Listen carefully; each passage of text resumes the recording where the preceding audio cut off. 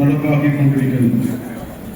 ദേവാലയങ്ങളിൽ നിന്നും ലഭിക്കുന്ന ഭദ്രാസന വിഹിതമല്ലാതെ മറ്റൊരു സ്ഥിര വരുമാനവും ഇല്ലാത്ത കോട്ടയം ഭദ്രാസനം അല്പം സാമ്പത്തിക പ്രതിസന്ധികളിൽ കൂടിയാണ്.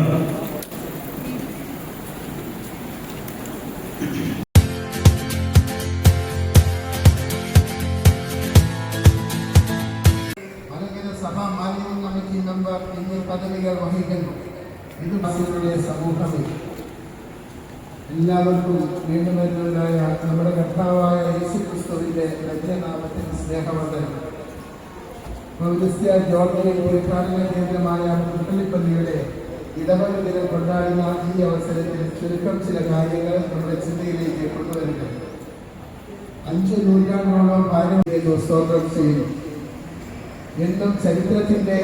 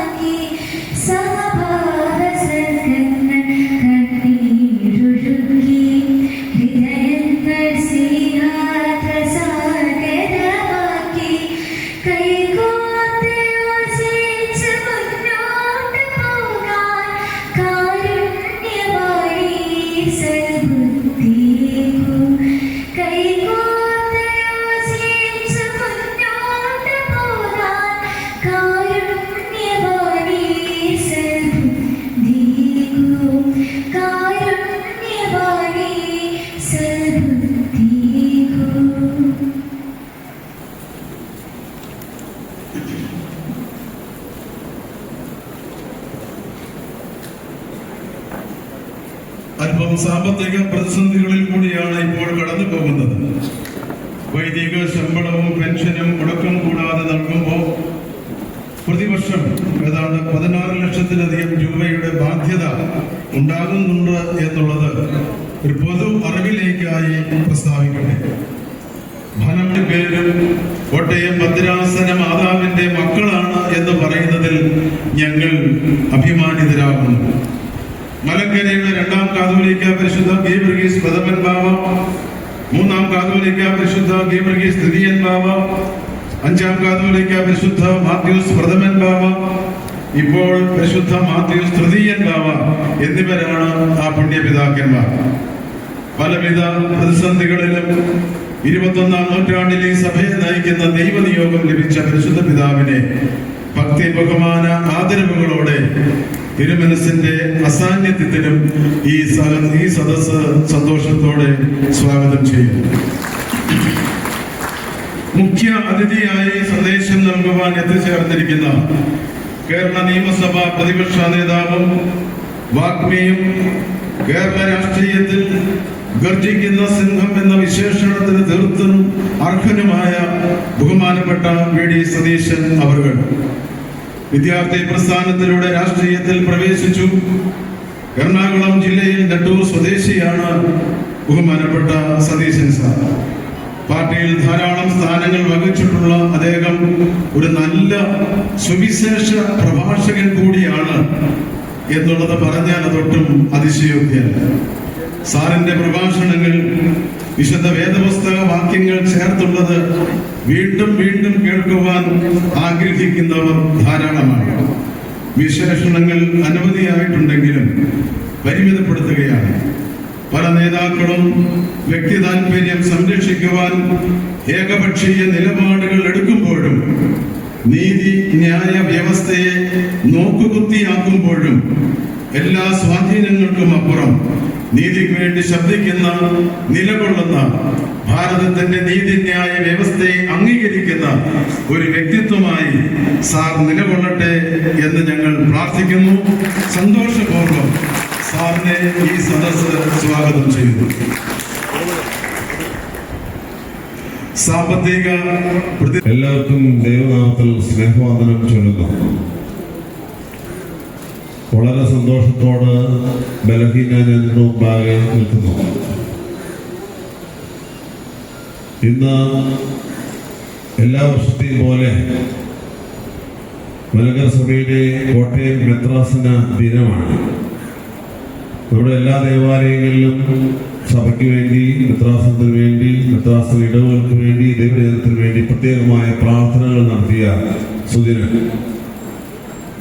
ബഹുമാനപ്പെട്ട കെ എം സക്കറിയാച്ചൻ പറഞ്ഞതുപോലെ 142 വയസ്സ് പൂർത്തിയായി 149 വയസ്സിലേക്ക് പ്രവേശിച്ചിരിക്കുന്ന ഒരു മുത്തശ്ശി ആണ്, മലങ്കര സഭയിലെ ഒരു മുത്തശ്ശിയാണ് കോട്ടയം മെത്രാസനം എന്നത് നമുക്ക് നല്ലതുപോലെ അറിയാം. 1980 കാലഘട്ടങ്ങളിൽ പരിശുദ്ധ മാത്യൂസ് പ്രഥമൻ ബാവ തിരുമനസ്സുകൊണ്ട് ആദ്യത്തെ കുഞ്ഞിനെ ഇവിടെ നിന്ന് ജനിപ്പിച്ചു. അതാണ് കോട്ടയം സെൻട്രൽ മെത്രാസനം. തൊട്ടു പിന്നാലെ ഇടുക്കി മെത്രാസനവും അതിന് പിന്നാലെ നിലയ്ക്കൽ മെത്രാസനവും ഒക്കെ ഇവിടെ നിന്ന് രൂപം കൊള്ളുവാനായിട്ട് ഇടയായി. ചുരുക്കത്തിൽ നമ്മൾ ഏകദേശം ഒരു വല്യമ്മ ലുക്കായി മാറി എന്നർത്ഥം. സേവനത്തിന് വേണ്ടിയും ഒരു ശുശ്രൂഷയാണ്. അത് കഴിഞ്ഞിട്ട് ഇവിടെ എത്താമെന്ന് എന്നോട് വാക്ക് പറഞ്ഞിട്ടുണ്ട്. സമയത്തിന്റെ അവസരം പോലെ എത്തിക്കൊള്ളും എന്ന് ഞാൻ ഉറച്ച് വിശ്വസിക്കുന്നു. നമ്മുടെ പ്രതിപക്ഷ നേതാവ്, അദ്ദേഹത്തിന്റെ പ്രതിപക്ഷ നേതാവ് പറഞ്ഞു കഴിഞ്ഞാൽ വെറുതെ ഇരിക്കാനൊക്കെ ആളൊന്നും അല്ലല്ലോ. ഇഷ്ടംപോലെ പ്രവർത്തിക്കാനുണ്ട്, പറയാനുണ്ട്, അതുപോലെ തന്നെ പറയുന്നവരോട് തിരിച്ചു പറയാനുമുണ്ട്. ഒരുപാട് കാര്യങ്ങളുള്ള ഒരു മനുഷ്യനാണ് അദ്ദേഹം. തിരക്കിനിടയിൽ ഇവിടേക്ക് വന്ന് നമ്മളെ കാണാനായിട്ട് ഈ അവസരം ഉപയോഗിക്കുന്നതിൽ മലങ്കര സഭയിലെ പ്രത്യേകിച്ച് കോട്ടയം മെത്രാസനത്തിന്റെ സ്നേഹം ഞാൻ അറിയിക്കുകയാണ്. ഞങ്ങൾക്ക് ഇച്ചിരി പിണക്കമൊക്കെ ഉണ്ടായിരുന്നു. കാരണം വേറൊന്നുമല്ല, ഞങ്ങളുടെ യുവജന പ്രസ്ഥാനക്കാരുടെ മീറ്റിംഗിൽ വിളിച്ചിട്ട് അവിടെ ചെന്നില്ല എന്ന് അവരെന്നോട് പരാതി പറഞ്ഞു.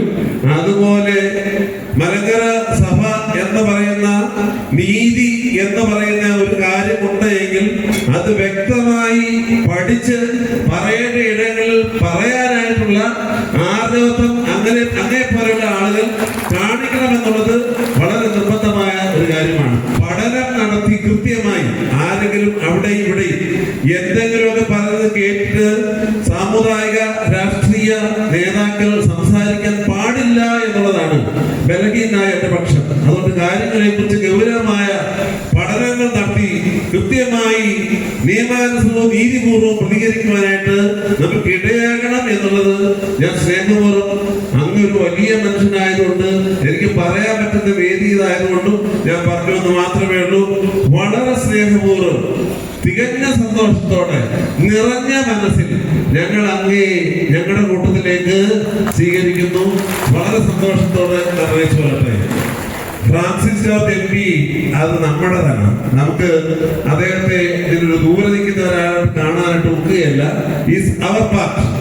അദ്ദേഹം MP ആയി വന്ന സമയം മുതൽ തന്നെ നമ്മുടെ എല്ലാ കാര്യങ്ങളിലും നമ്മളോട് ചേർന്ന് ഉള്ള ഒരു നല്ല മനുഷ്യനാണ്. തലയിൽ മുടിയില്ലെങ്കിൽ പോലും ഉള്ള നിറയെ നല്ല സ്നേഹം നിറച്ചിരിക്കുന്ന ഒരു വലിയ ആളാണ് പ്രിയപ്പെട്ട MP ഫ്രാൻസിസ് ജോർജ് എന്നത്. വളരെ സന്തോഷത്തോടെയാണ് ഞാൻ കാണുന്നത്. നിറഞ്ഞ മനസ്സോടെ, സ്നേഹത്തോടെ ഞാൻ നന്ദി പറയുന്നു. നമ്മുടെ റജി സക്കറിയായി ചാണ്ടിയമ്മനും അവര് ഒരാൾ അപ്പുറത്തും ഒരാൾ ഇപ്പുറത്തും ഇങ്ങനെ നമ്മുടെ എല്ലാ മീറ്റിങ്ങിലും ഉണ്ട് എന്നത് യാഥാർത്ഥ്യമാണ്. ഒരാൾ ഈരട സെന്റ് തോമസും ഒരാൾ പുതുപ്പള്ളി വലിയ പള്ളിയാണ്. ഇവർ രണ്ടുപേരും നമ്മുടെ എല്ലാ പരിപാടികളിലും ഉണ്ട് എന്നുള്ളത് സന്തോഷകരമാണ്. അവരെ കുറിച്ച് കൂടുതൽ ഞാനൊന്നും പറയേണ്ടതില്ല. രണ്ടുപേരോടുള്ളതായ എന്റെ സ്നേഹവും വാത്സല്യവും അറിയിക്കുന്നു. സാരികളുടെ പ്രതിനിധിയായിട്ടാണ് ബഹുമാനപ്പെട്ട അമേൽ അച്ഛൻ ഇവിടെയുള്ളത്. അച്ഛന്റെ സാന്നിധ്യത്തെ വളരെ സന്തോഷത്തോടെ ഞാൻ കാണുകയാണ്. നിങ്ങൾ എല്ലാവരോടുള്ള ഇവിടെയുള്ള രാഷ്ട്രീയ സാമുദായിക നേതാക്കന്മാർ, മറ്റ് ദേവാലയങ്ങളിൽ വന്നിരിക്കുന്ന അസോസിയേഷൻ മെമ്പേഴ്സ്, ഭദ്രാസന പ്രതിനിധികൾ, മാനേജിംഗ് കമ്മിറ്റി അംഗങ്ങൾ, കൗൺസിൽ അംഗങ്ങൾ, മറ്റ് എല്ലാവരും, ആധ്യാത്മിക സംഘടന ചുമതലക്കാർ, എല്ലാവരോടുള്ളതായ സ്നേഹവും വാത്സല്യവും ഞാൻ അറിയിക്കുന്നു. പ്രത്യേകിച്ച് എന്റെ പുതുപ്പള്ളി പള്ളിയോടുള്ള സ്നേഹം ഒറ്റ വാക്കിൽ പറയുന്നു. വികാരിയോടും കൊച്ചു വികാരിമാരോടും, ഇവിടുത്തെ കൈസാനിമാരോടും, ഇവിടുത്തെ സെക്രട്ടറിയോടും, ഇവിടുത്തെ മാനേജിംഗ് കമ്മിറ്റി അംഗങ്ങളോടും, ഇവിടുത്തെ ചുമതലക്കാരെല്ലാവരോടും നിങ്ങളാണ് വളരെ ഭംഗിയായിട്ട് ഇത് ഒരുക്കിയിരിക്കുന്നത്. നിങ്ങളോടുള്ളതായ സ്നേഹവും വാത്സല്യവും അറിയിക്കുന്നു. ഒരിക്കൽ കൂടി സ്നേഹം നിങ്ങൾക്ക് എല്ലാവർക്കും പകർന്നുകൊണ്ട് ഞാൻ എന്റെ വാക്കുകൾ ഉപസംഹരിക്കുന്നു. നന്ദി, നമസ്കാരം. അവിടുത്തെ അനുഗ്രഹപൂർണമായ വാക്കുകൾക്ക് നന്ദി അറിയിക്കുന്നു. പുതുപ്പള്ളി പള്ളിയുമായി വറീശ്വരസിനോട് പറയുകയാണ്, എൻ്റെ 2 സഹോദരിമാർ മാമോദീസ മുങ്ങിയ പള്ളിയിലാണ്. എൻ്റെ അമ്മ വീട് അവർ ഈ ഇടവക്കാരാണ്. അങ്ങനെയുള്ള ആത്മീയമായിട്ട് എൻ്റെ കുഞ്ഞുനാളിൽ ഏറെ നന്മയുടെ പ്രകാശം ചുരിഞ്ഞ ഈ ദേവാലയ മുറ്റത്ത് മലങ്കര ഓർത്തഡോക്സ് ക്രിസ്ത്യാനി സഭയുടെ കോട്ടയം ഭദ്രാസന ദിനം ആചരിക്കുമ്പോൾ അതിൽ പങ്കാളിയാകാൻ കഴിഞ്ഞതിലേറെ സന്തോഷമുണ്ട്. മറ്റൊരു കാര്യത്തെ പറ്റി ഞാൻ സംസാരിക്കുന്നില്ല. സഭ വർത്തമാന കാലഘട്ടത്തിൽ നേരിടുന്ന എല്ലാ പ്രതിസന്ധികളെയും മുറിച്ചു കിടക്കാൻ കഴിയും എന്ന പ്രത്യാശ നമുക്കുണ്ട്. ആ പ്രത്യാശയോടുകൂടി ഈ മെത്രാസന ദിനത്തിന് എല്ലാ ആശംസകളും അർപ്പിക്കുന്നു. നന്ദി, നമസ്കാരം.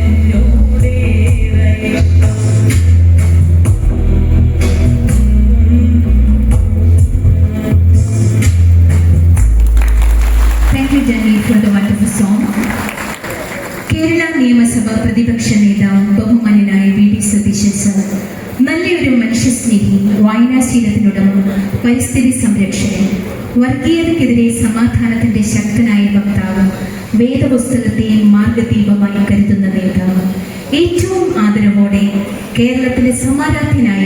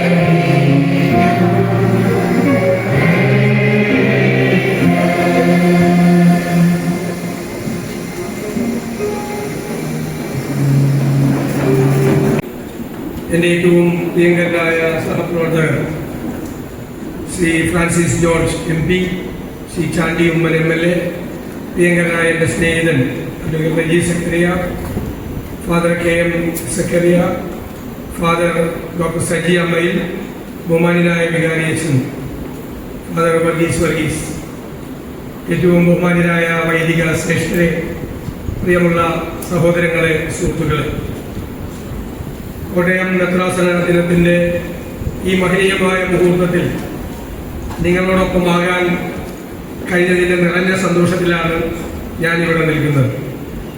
ഇന്ന് എന്നെ സംബന്ധിച്ചിടത്തോളം വളരെ പ്രത്യേകതയാർന്ന ഒരു ദിവസം കൂടി. മലങ്കര ഓർത്തഡോക്സ് സുറിയാനി സഭയുടെ 3 പള്ളികളിലാണ് ഇന്ന് ഈ പരിപാടി.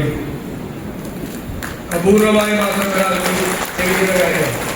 രാവിലെ കൊച്ചി ഭദ്രാസനത്തിന് കീഴിലുള്ള എൻ്റെ നിയോജകമണ്ഡലത്തിൻ്റെ അപ്പുറത്ത് വൈപ്പിനിലുള്ള അയ്യമ്പള്ളിയിൽ അവിടെ പള്ളിയിൽ പണിത ഒരു പുതിയ മനോഹരമായ ഓഡിറ്റോറിയത്തിൻ്റെ ഉദ്ഘാടനം ചെയ്യാൻ ഏൽപ്പിച്ചത് എന്നെയാണ്.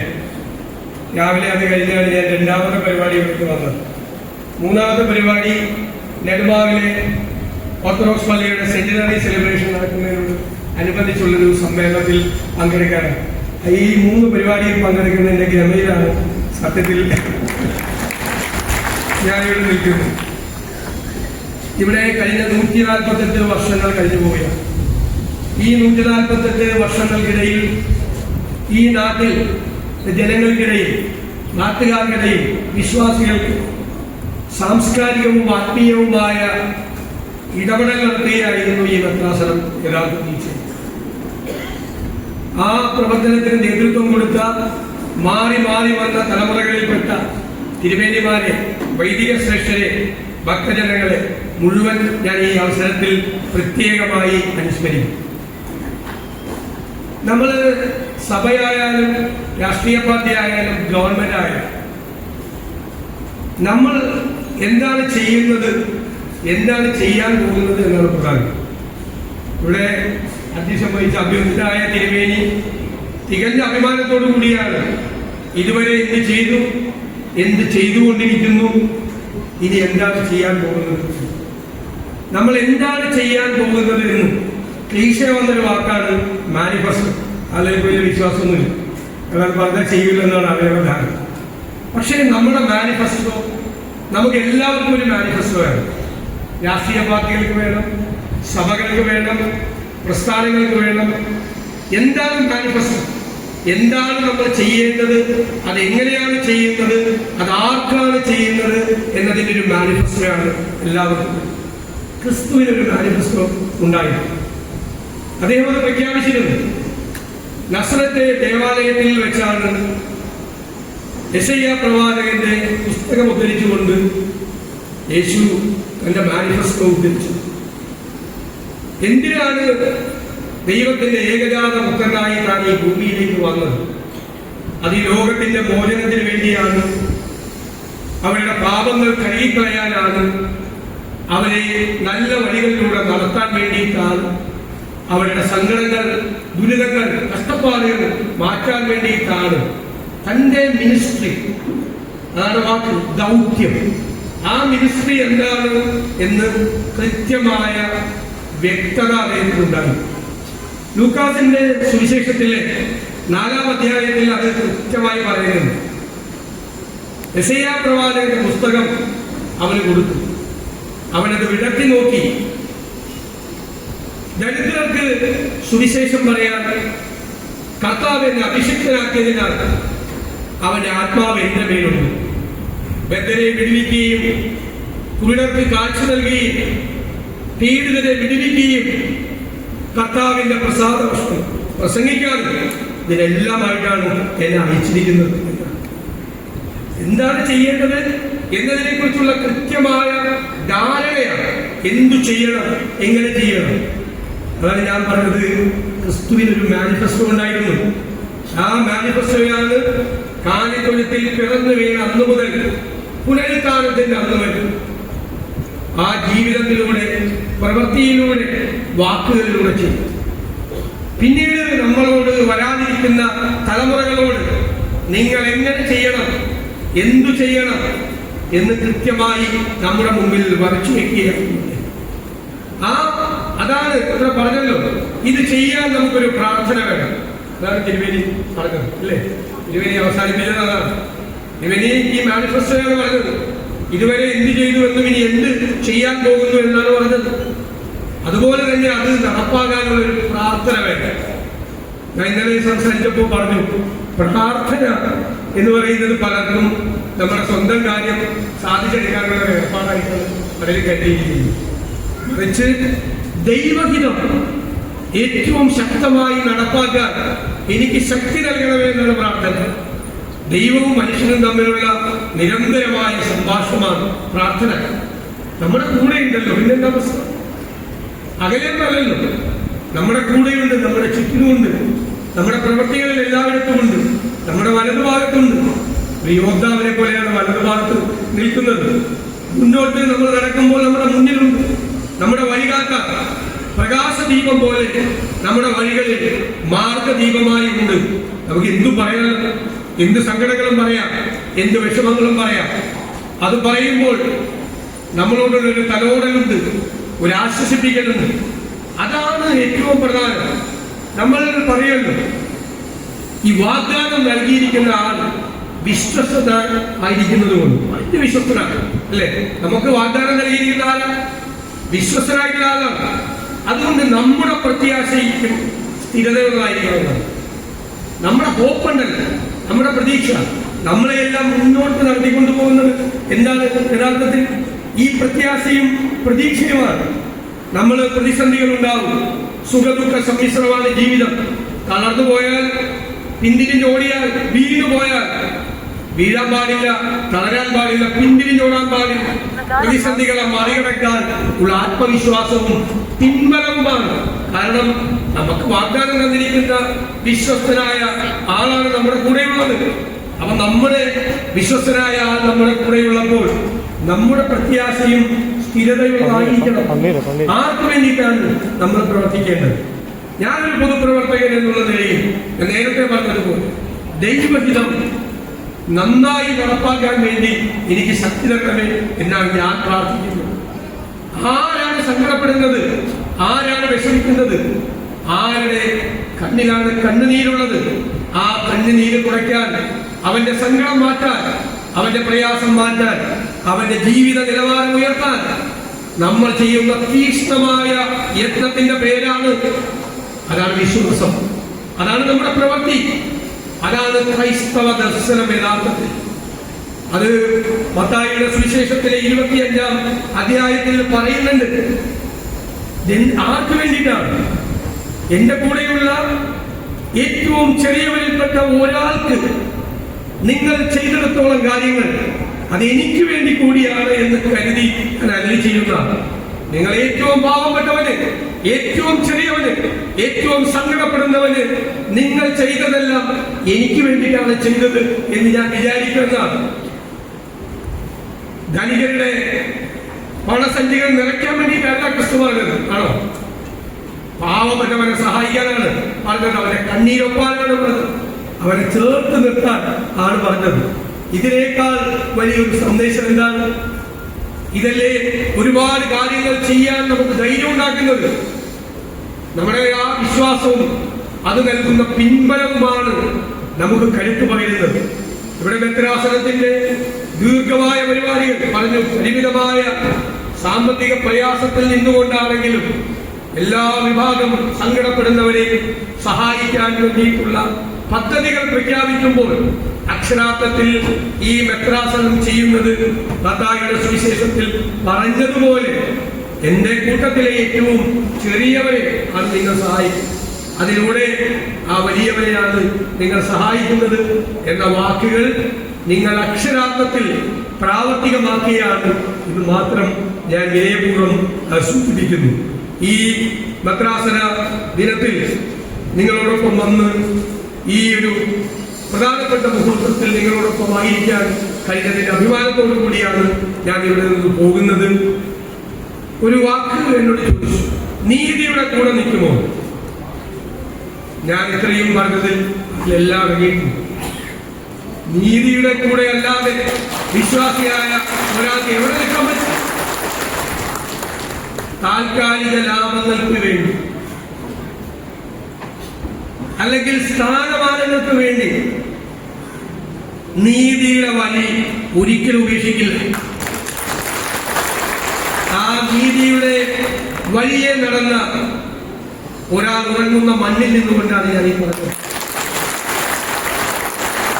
ക്രിസ്തുവിന്റെ ദർശനം സ്വന്തം ജീവിതത്തിലൂടെ യാഥാർത്ഥ്യമാക്കിയ, പാവപ്പെട്ടവന്റെ കണ്ണീരൊപ്പിയ, അവന്റെ ജീവിത നിലവാരം ഉയർത്താൻ കഠിനാധ്വാനം ചെയ്ത, ജീവിതം മുഴുവൻ സമർപ്പിച്ച ഒരു വലിയ മനുഷ്യൻ ഈ വിശുദ്ധമായ മണ്ണിൽ ഉറങ്ങുന്നു.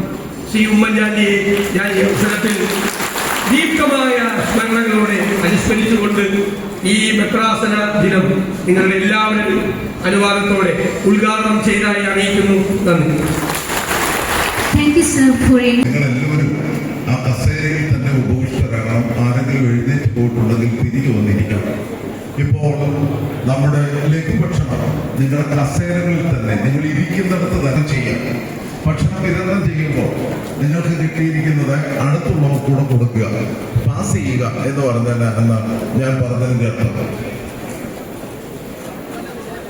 നമ്മുടെ DCC പ്രസിഡന്റ് ബഹുമാനപ്പെട്ട നാട്ടിൽ സുരേഷിന്റെ സാന്നിധ്യത്തെ പ്രത്യേകം സ്മരിക്കുന്നു. വളരെ അതുപോലെ തന്നെ നമ്മുടെ ഫിൽസൺ വർഗീസ് ഇവിടെ എത്തിച്ചേർന്നിട്ടുണ്ട്. നിങ്ങളുടെ എല്ലാവരുടെയും ഫിൽസൺ മാത്യുവിന്റെ ഈ സാന്നിധ്യത്തെ പ്രത്യേകം വളരെ അഭിമാനത്തോടെ സ്മരിക്കുകയാണ്. ഇവിടെ വന്ന എല്ലാ ഇപ്പോൾ ബഹുമാനപ്പെട്ട കമ്മിറ്റി ഭക്ഷണം വൈകിട്ട് വിതരണം ചെയ്യും. അവർക്കൊരു ഫോട്ടോ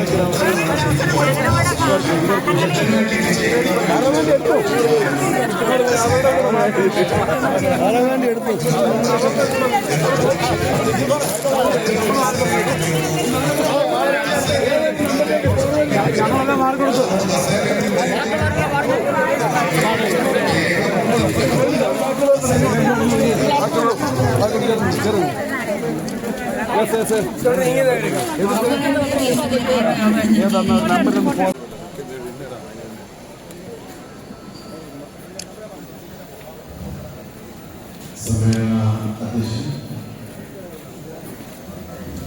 ഹലോ, നിങ്ങൾ ആ ഭക്ഷണം കൊടുക്കുന്നതിന് ഒരു സെക്കൻഡ് നിർത്തുകയും 2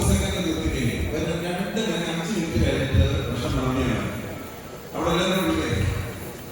ഇവിടെ ഒരു വിശിഷ്ട വ്യക്തിയാണ് പ്രസംഗിക്കുന്നത്. അദ്ദേഹത്തിന്റെ പ്രസംഗ സമയത്ത് വെള്ളം ശരിയാവില്ല.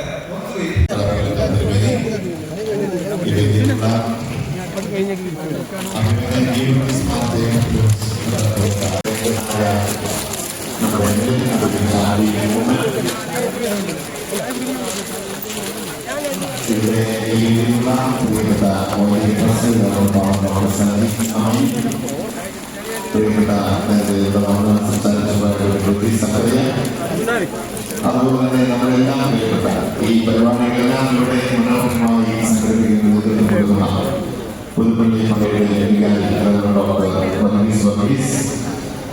മറ്റ് ആദരണീയരായ വൈദിക ശ്രേഷ്ഠരെ, പ്രിയമുള്ള സഹോദരി സഹോദരന്മാരെ, കോട്ടയം ഭദ്രാസനത്തിൽ ആദരിക്കുന്ന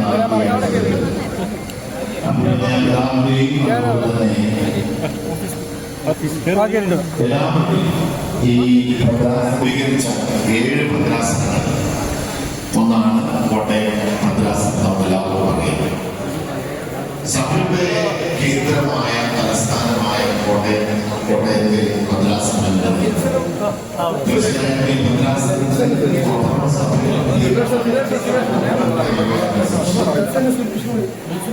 ഈ ഭദ്രാസനത്തിന് കീഴിലാണ്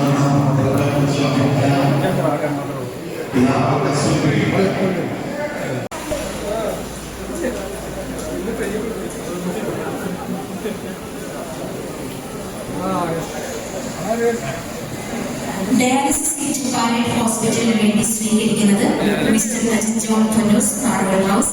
He is the administrative advisor to Parrot Hospital. Francis Jose അദ്ദേഹത്തിന്റെ ഭാഷയിൽ നന്ദി അറിയിക്കണം. മറ്റുള്ളവരെ അറിയാമെന്ന് കൊടുക്കണം. ഇനി ആരെങ്കിലും കൊടുക്കാനുണ്ടെങ്കിൽ അത് സ്വീകരിക്കാൻ കുഴലകം തുടങ്ങിയ സാധനങ്ങൾ ലഭിക്കുന്നതാണ്. പരിശുദ്ധ ബസേലിയോസ് മാർത്തോമ പൗലോസ് ദിദിയൻ കാതോലിക്ക ബാബ തിരുമനസിന്റെ സ്മരണാർത്ഥം ക്യാൻസർ ചികിത്സാ പദ്ധതിക്ക് തുടക്കമിടുകയാണ്. പരിശുദ്ധ ബസേലിയോസ് മാർത്തോമ പൗലോസ് ദിദിയൻ ബാബ മെമ്മോറിയൽ ക്യാൻസർ ചികിത്സാ പദ്ധതിയുടെ ആദ്യ ഗഡു ഗാന്ധിനഗർ മാർ ഗ്രിഗോറിയോസ് കാരുണ്യ നിലയത്തിന് നൽകുന്ന മഹത്തായ കർമ്മം നിർവഹിക്കുന്നതിനായി നമ്മുടെ പ്രിയപ്പെട്ട MLA അഡ്വക്കേറ്റ് ചാണ്ടി ഉമ്മനെ ഏറ്റവും സ്നേഹപൂർവ്വം ക്ഷണിക്കുന്നു. ഈ ഫണ്ട് സ്വീകരിക്കുന്നത് ചിറത്തലാൻ വെരി റെവറൻഡ് സി ജോൺ കോർബിസ്കോപ്പി, reverend father Bittu K Mani അച്ഛനും ചേർന്നാണ്. ഏറ്റവും അനുയോജ്യനായ ഈ യോഗത്തിന്റെ അധ്യക്ഷൻ കോട്ടയത്തിന്റെ PMB പ്രിയങ്കരനായ ഫ്രാൻസിസ് ജോർജ് അവർ, പ്രിയപ്പെട്ട ക്രിസ്മസ് തിരുമേനി, ഏറ്റവും പ്രിയപ്പെട്ട റവറൻഡ് ഫാദർ ഡോക്ടർ സത്യമ്മ അച്ഛ, റവറൻഡ് ഫാദർ ഡോക്ടർ വർഗീസ് അച്ഛ, പ്രിയപ്പെട്ട ഫാദർ KM സെക്രട്ടറി കൊടുത്തുക അച്ഛ, ഏറ്റവും ആ സംരംഭങ്ങളുടെ പേരുകൾ പ്രതീക്ഷ, പ്രസാദം, പരിശുദ്ധ പാമ്പാടി തിരുമേനി അവസരത്തിൽ ഞാൻ ഓർക്കുകയാണ്. അദ്ദേഹത്തെ പറ്റി കേട്ടിട്ടുള്ളത് പ്രാർത്ഥനയും എന്റെ ഹൃദയത്തിൽ ഞാൻ ഇന്നും സൂക്ഷിച്ചു വെച്ചിരിക്കുന്ന ഒരു കാര്യമാണ്. അതുകൊണ്ട് തന്നെ ആ ഒരു സ്നേഹവും കരുതലും എന്നിൽ അദ്ദേഹത്തിന് ഉള്ളതുകൊണ്ടായിരിക്കാം അദ്ദേഹത്തിന്റെ പേരിലുള്ള ക്യാൻസർ ചികിത്സാ പദ്ധതി ഉദ്ഘാടനം എന്നെ തന്നെ ഏൽപ്പിച്ചതെന്ന് ഞാൻ വിശ്വസിക്കുന്നു. തീർച്ചയായിട്ടും പരിശുദ്ധ പിതാവ് സത്യത്തിനും നീതിക്കും വേണ്ടിയാണ് പോരാടിയിട്ടുള്ളത്. ആരെ കൂസാതെ മുഖത്ത് നോക്കി സത്യം പറയുന്ന പിതാവിനെ ഈ അവസരത്തിൽ ഓർത്തുകൊണ്ട് ഈ പരിപാടിയുടെ ഉദ്ഘാടനം നിർവഹിക്കുന്നു. ഒപ്പം ഇവിടേക്ക് ക്ഷണിച്ച ഈ പരിപാടിക്ക് ക്ഷണിച്ച ഭദ്രാസനത്തിനുള്ള പ്രത്യേകമായ നന്ദിയും കരുതലും ദിവസത്തിനുള്ള നന്ദിയും കരുതലും അറിയിച്ചുകൊണ്ട് ഞാൻ എന്റെ വാക്കുകൾ ചുരുക്കുന്നു. നന്ദി, നമസ്കാരം.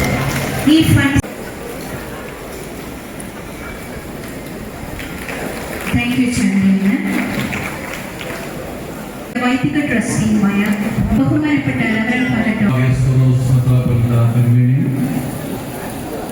അഭിനന്ദനായ തിരുമേനി,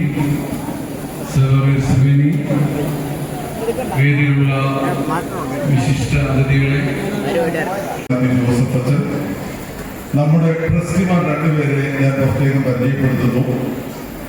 തിരുമേനി തന്നെയാണ് പുതുപ്പള്ളി പള്ളിയുടെ പ്രധാന ചുമതലക്കാരൻ.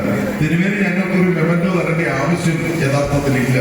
എങ്കിലും തിരുമേനിയുടെ വാത്സല്യം, സ്നേഹം അത് ആദരപൂർവ്വം ഞങ്ങൾ സ്വീകരിക്കുന്നു. ഈ മെമന്റോ ഏറ്റുവാങ്ങുന്നു.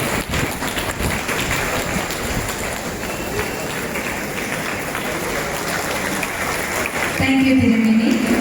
അടുത്തതായി മെത്രാസന ദിന കവർ കളക്ഷന്റെ സമയമാണ്.